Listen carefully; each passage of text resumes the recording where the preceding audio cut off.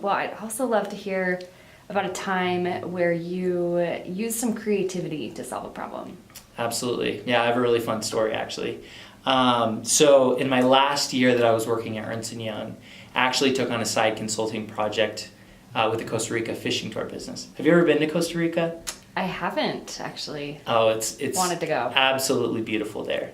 But anyways, I was there just on vacation. I had planned out a couple week vacation. I met this guy who owned this fishing tour business while he was there. And at the time, he was only marketing his business towards Spanish speakers.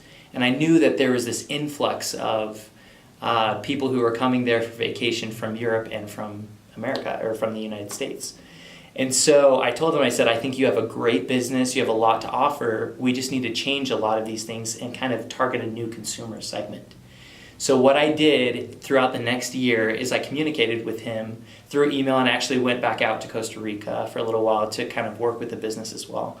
But we targeted a completely new consumer group. We marketed on different new channels than we were doing before. We actually worked with local businesses to promote the product. So what we did is I would go to the businesses and I would say, hey, if you promote our product whenever you have someone stay at your hotel, then we'll give you a cut. We'll give you 5% of the total money that we make. Another thing that we did is we changed the pricing structure. So one of the things that I found through some of the consumer research that I did, and if you think about it, like this Costa Rica fishing tour business is really small business. So the marketing budget was $0. So I had to use kind of these backdoor tactics to find out about our consumer segment.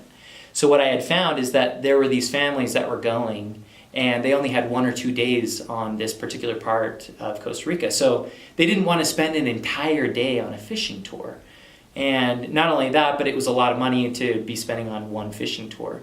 So what I did is I set up a pricing structure where they could go for either 2 hours, 4 hours, a half day, which is essentially 6 hours, or a full day, which is about 10 hours out on the water. And by doing that, we realized that we could price them completely differently and we'd actually earn more money if we booked more 2-hour trips than if we had full day trips. So we did that. It ended up that he had booked the entire next year because of it, because we started marketing towards this new consumer group. And it was extremely successful. He had about a 310% increase in profitability. And like I said, I think he had about 3 months out of consumers.